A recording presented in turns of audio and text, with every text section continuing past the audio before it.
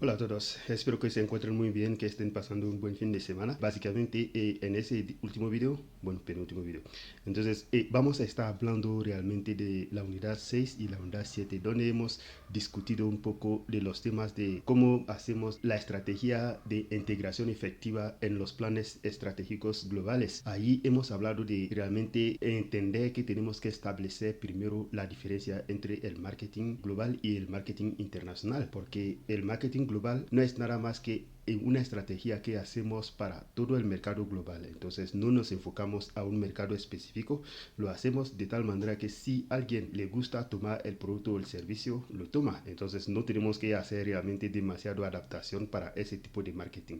Mientras el marketing internacional vamos a entender de forma específica cada mercado que queremos conquistar a nivel internacional. Significa que vamos a estudiar, por ejemplo, su cultura, su sistema de pensamiento, su historia.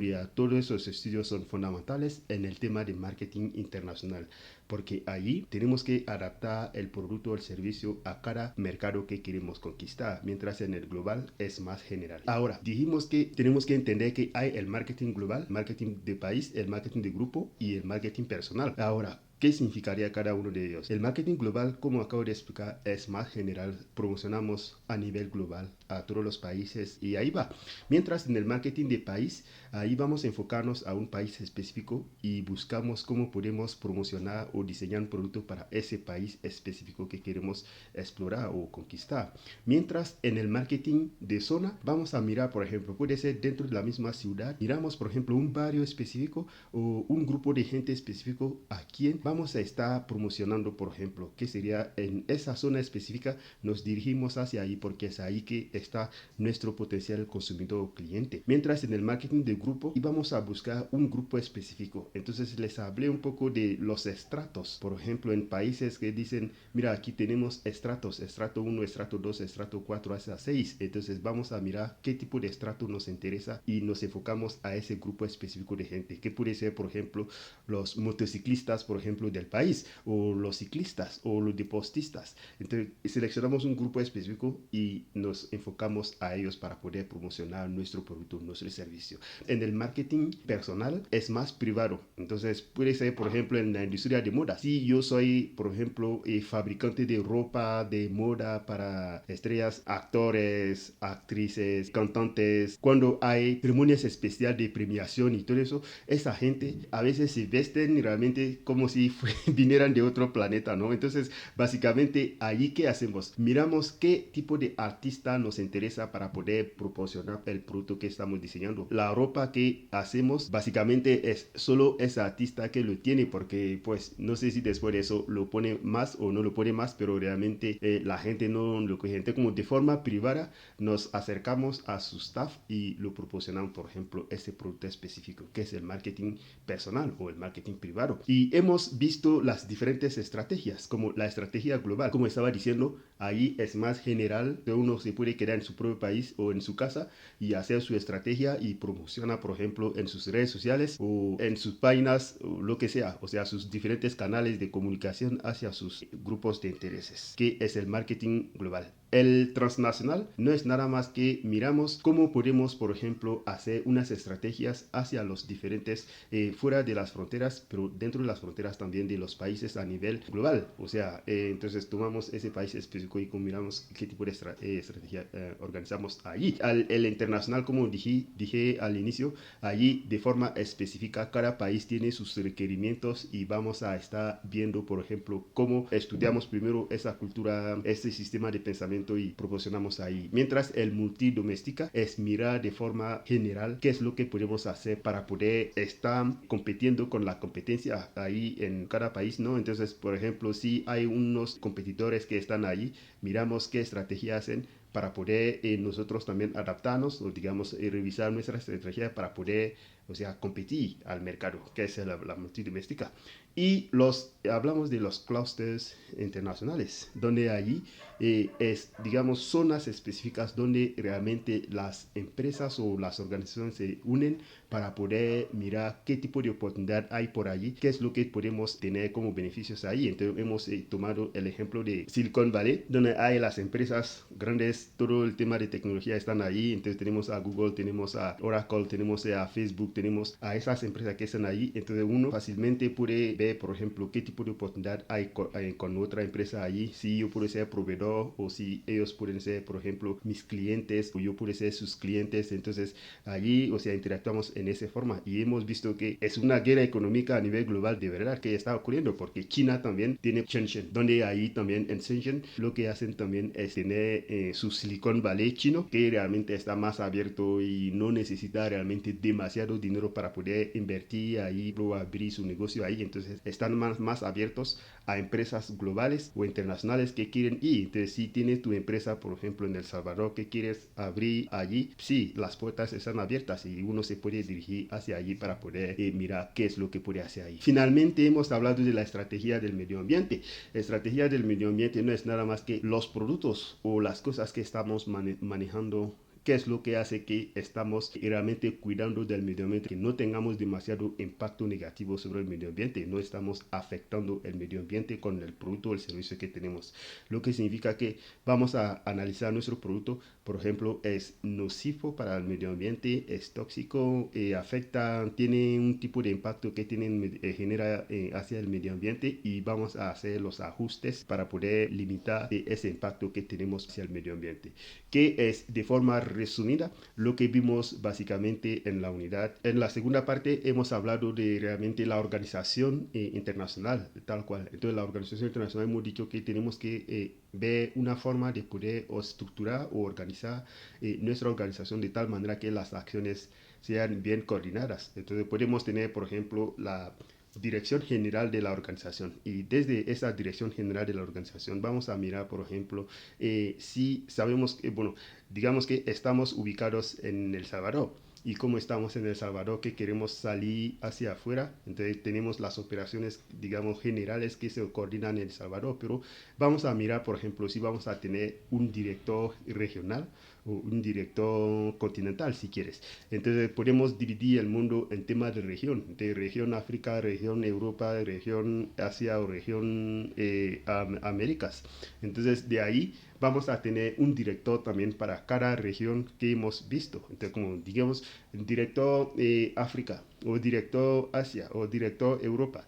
Y allí vamos a mirar si las operaciones también se están ocurriendo, por ejemplo, en diferentes países. Suponemos, por ejemplo, que tenemos operaciones en Nigeria, en África, y tenemos otras operaciones en Etiopía. ¿Qué podemos hacer? Podemos tener un director Nigeria o director Oeste África, si sabemos que vamos a expandir también en la parte oeste africana. Entonces, como director Oeste África, que está ubicado en uno de esos países, director Este África, donde que está ubicado también por ahí en Etiopía, en ese lado también, que también coordina las operaciones de esa forma. Y vamos a mirar, por ejemplo, hacia dentro del país podemos tener también directores departamentales. Entonces, como cada departamento tiene su director local o, digamos, coordinador, o lo que queremos estructurar. Pero la idea es que realmente que las cosas fluyan desde abajo hacia arriba, o también desde arriba hacia abajo, o sea, como las decisiones estratégicas que tomamos que pueda bajar y que alcance a la gente que está operando realmente en el mercado allí. Lo que significaría, por ejemplo, que si el director departamental de un lugar específico del país está teniendo esa experiencia, buena experiencia o mala experiencia, puede compartir también con el director país, y el director país comparte con el director continental o director regional, y el director regional comparte con la dirección general de la empresa, para que sepamos qué tipo de nueva estrategia tenemos que definir para poder cumplir con ese mercado específico, que es realmente fundamental.